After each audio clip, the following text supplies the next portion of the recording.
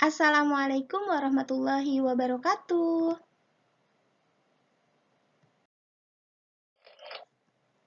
Hai anak-anak, apa kabar? Semoga semuanya selalu dalam keadaan sehat walafiat dan selalu dalam lindungan Allah Subhanahu wa taala ya. Amin. Bertemu lagi bersama Ibu Nur dalam pelajaran fikih kelas 3. Kali ini kita akan membahas mengenai ketentuan sholat bagi musyafir. Sebelum pelajaran dimulai, mari kita sama-sama membaca surat Al-Fatihah ya. Membaca surat Al-Fatihah, dimulai. Selesai. Salat merupakan ibadah yang wajib dilaksanakan, walaupun ketika sedang dalam perjalanan. Orang yang melakukan perjalanan disebut musyafir. Seseorang disebut musyafir jika memenuhi 3 syarat, yaitu 1. Niat, 2. Keluar dari daerahnya, dan 3. Memenuhi jarak tertentu. Namun masih ada tolerannya ya, seperti mengqashar sholat yang bilangannya 4 rakaat menjadi 2 rakaat, menjama sholat zuhur dengan asar dan maghrib dengan isya, sholat di atas kendaraan, dan 4. Tayamum. Karena Islam adalah agama yang mudah dan tidak mempersulit pemeluknya, terutama ketika akan melakukan ibadah.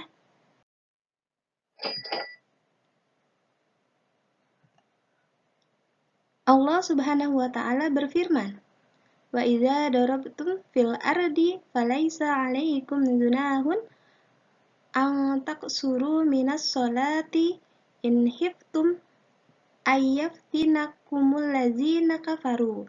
Innal kafirina kanu lakum aduwwum mubina." Yang artinya, dan apabila kamu berpergian di muka bumi, maka tidaklah mengapa kamu mengqashar sembahyangmu. Jika kamu takut diserang orang-orang kafir, sesungguhnya orang-orang kafir itu adalah musuh yang nyata bagimu. Quran, Surat An-Nisa ayat 101.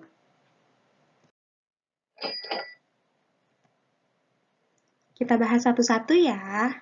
Yang pertama, mengqashar atau meringkas sholat.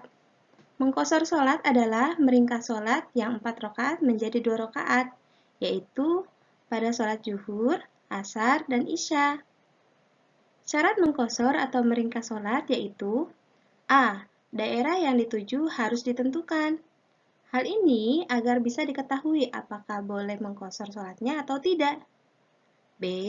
Tujuan perjalanannya harus mubah, bukan untuk bermaksiat, karena rukhsah atau izin untuk mengqashar sholat dibolehkan bagi musyafir yang bukan bertujuan untuk maksiat ya.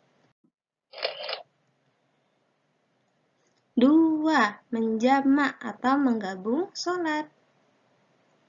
Bagi musyafir boleh menjamak atau menggabung antara 2 sholat, yaitu menggabungkan antara sholat zuhur dengan asar dan maghrib dengan isya. Dan dikerjakan dalam waktu salah satunya ya, yaitu boleh dikerjakan dalam waktu zuhur atau dalam waktu asar. Begitu pula dalam waktu maghrib atau dalam waktu isya.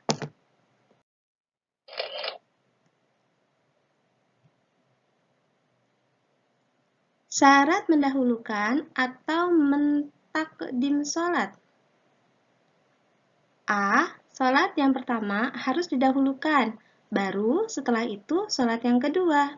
Atau sholat zuhur lebih dahulu, kemudian mentakdim sholat asar. Begitu pula sholat maghrib lebih dahulu, kemudian mentakdim sholat isya. B.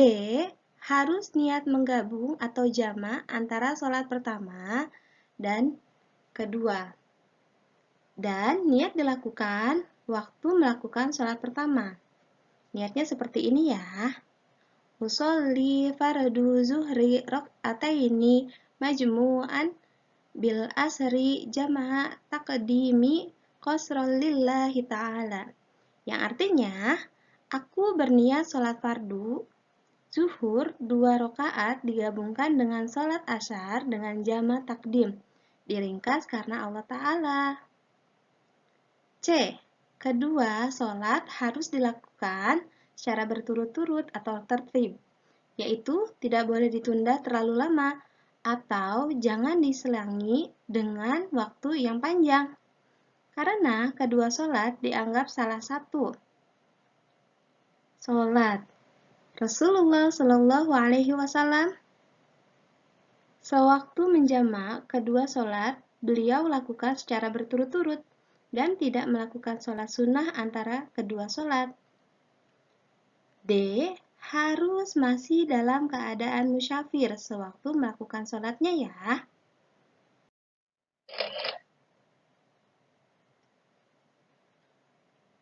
Syarat menunda atau mentakhir sholat.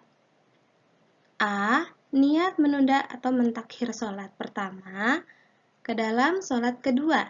Di waktu sholat yang pertama, misalnya, niat menunda sholat zuhur ke waktu sholat asar, atau masuknya waktu sholat zuhur dalam keadaan tidak salat. Begitu pula, niat menunda waktu maghrib ke waktu isya, atau masuknya waktu sholat maghrib ke dalam keadaan tidak sholat. Niatnya seperti ini ya. Usolli fardu zuhri rak'ataini majmu'an bil asyri. Ta'khiran wa qasran lillahi ta'ala. Yang artinya, saya berniat sholat zuhur 2 rakaat jamak takhir dengan asar dan dikosron karena Allah Subhanahu wa Ta'ala. Yang B, harus masih dalam keadaan musyafir saat selesai sholat kedua.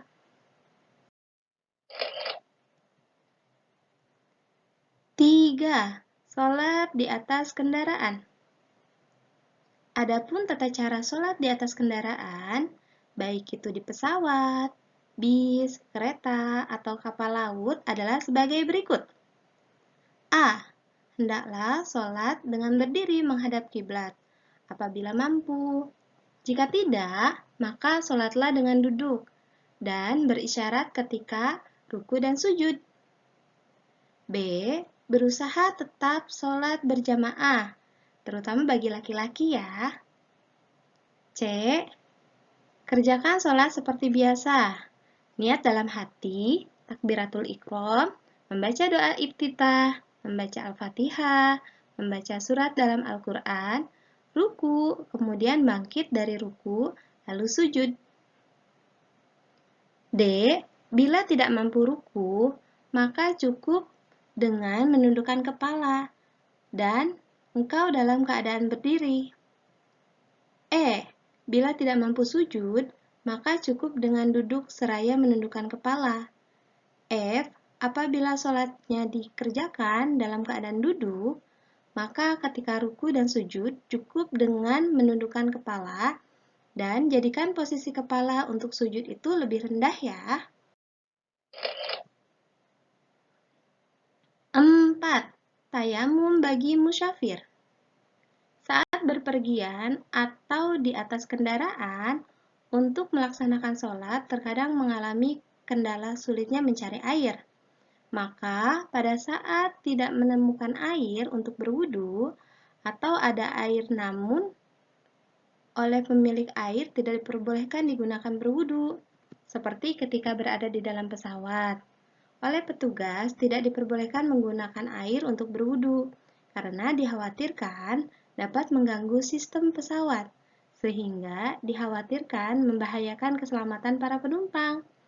Maka dalam kondisi ini diperbolehkan tayamum ya, yaitu bersuci dengan debu.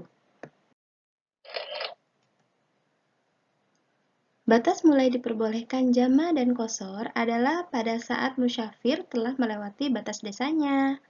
Begitu juga batas akhir mulai tidak diperbolehkan melakukan qashar atau jama bagi seorang musyafir adalah pada saat mulai memasuki batas desa, di mana dia akan tinggal atau bermukim. Kalau musyafir melakukan qashar dan jama takhir saat perjalanan pulang, hendaknya melakukannya sebelum masuk batas desanya ya.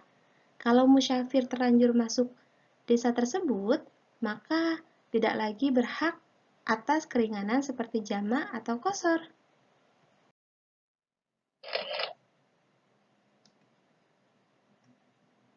Hikmah rukso sholat bagi musyafir. Adanya rukso atau keringanan merupakan bagian dari kasih sayang Allah Subhanahu wa Ta'ala pada hambanya ya, dan bukti bahwa Islam adalah agama yang mudah dan tidak memberatkan. Bagi musyafir. Demikian penjelasan yang telah Ibu sampaikan. Sebelum pulang, jangan lupa berdoa ya. Cukup sekian penjelasan dari Ibu. Mohon maaf apabila ada kesalahan. Wabillahi taufiq wal hidayah.